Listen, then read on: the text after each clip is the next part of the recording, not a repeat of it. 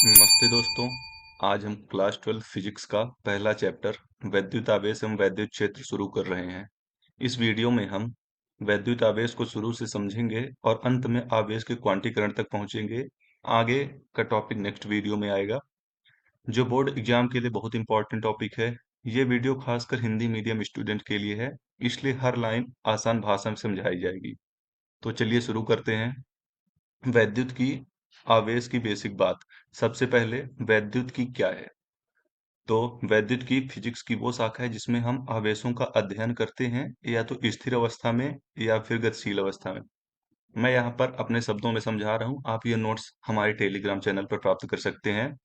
अब आते हैं मुख्य शब्द पर। आवेश यानी इलेक्ट्रिक चार्ज।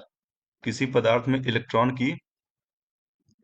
की कमी या अधिकता के कारण उत्पन्न होते हैं ये आवेश। यानी जब किसी वस्तु में इलेक्ट्रॉन कम हो जाते हैं तो वो धन आवेशित हो जाता है, और जब इलेक्ट्रॉन ज्यादा हो जाते हैं तो वह ऋण आवेशित हो जाता है। धन आवेश और ऋण आवेश आसान उदाहरण। आवेश दो प्रकार के होते हैं, धन आवेश और ऋण आवेश। तो धन आवेश में हम देखेंगे, किसी पदार्थ में इलेक्ट्रॉनों की कमी होने पर जो आवेश बनता है उसे धन आवेश कहते हैं। जैसे कांच की छड़ को रेशम से रगड़ा जाता है तो कांच की छड़ से कुछ इलेक्ट्रॉन निकलकर रेशम में चले जाते हैं, इसलिए कांच की छड़ में इलेक्ट्रॉन की कमी हो जाती है और वह धन आवेशित हो जाता है। ऐसे ही ऋण आवेश, किसी पदार्थ में इलेक्ट्रॉनों की अधिकता होने पर जो आवेश बनता है उसे ऋण आवेश कहते हैं। जैसे जब एबोनाइट की छड़ को ऊन से रगड़ा जाता है तो ऊन से इलेक्ट्रॉन निकलकर एबोनाइट की छड़ में आ जाता है, इसलिए एबोनाइट में इलेक्ट्रॉन की अधिकता हो जाती है और वह ऋण आवेशित हो जाता है। फिर आवेश उत्पत्ति का इलेक्ट्रॉनिक सिद्धांत। तो इसमें हम देखेंगे, इसको सरल भाषा में देख लेते हैं।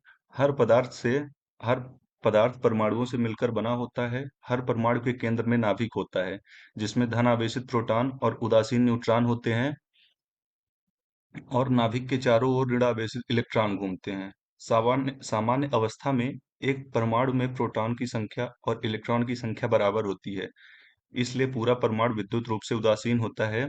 जब किसी कारण से, जैसे रगड़ने पर, कुछ इलेक्ट्रॉन बाहर निकलकर दूसरे पदार्थ में चले जाते हैं, तो एक पर इलेक्ट्रॉन की कमी धन आवेश और दूसरे पर इलेक्ट्रॉनों की अधिकता ऋण आवेश हो जाते हैं। इसी क्रिया को आवेश की उत्पत्ति कहते हैं।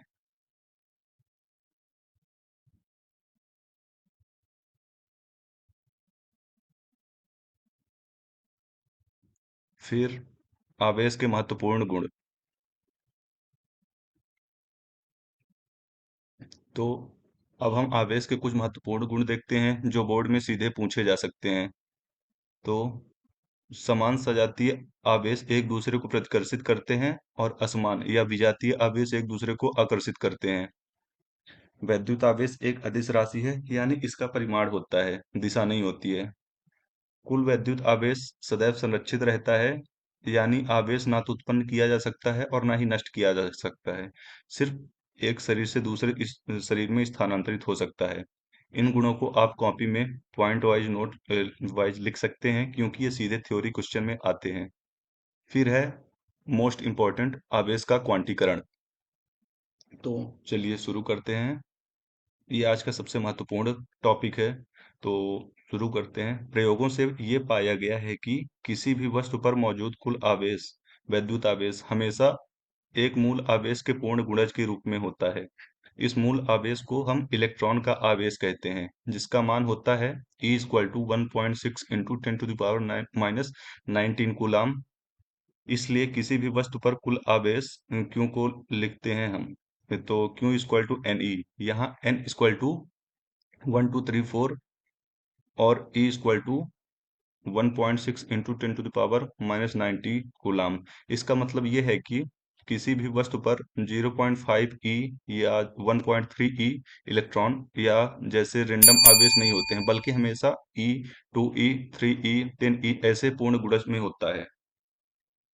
इसी गुण को वैद्युत आवेश का क्वांटीकरण कहा जाता है।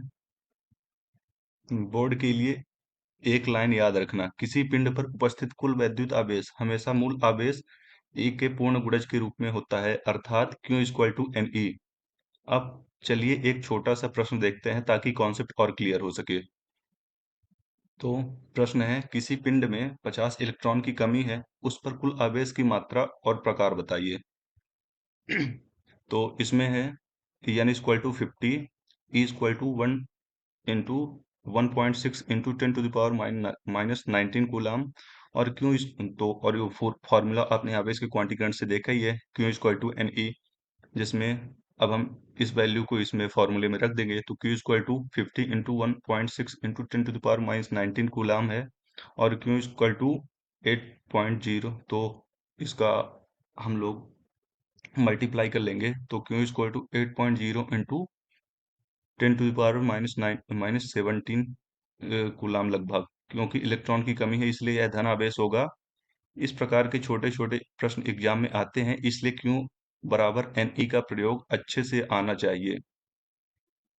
और अधिक और इसके आगे का वीडियो हम नेक्स्ट टॉपिक नेक्स्ट वीडियो में पढ़ेंगे। तो वीडियो को लाइक, सब्सक्राइब और कमेंट करिएगा और अपने दोस्तों को शेयर करिएगा। Thank you.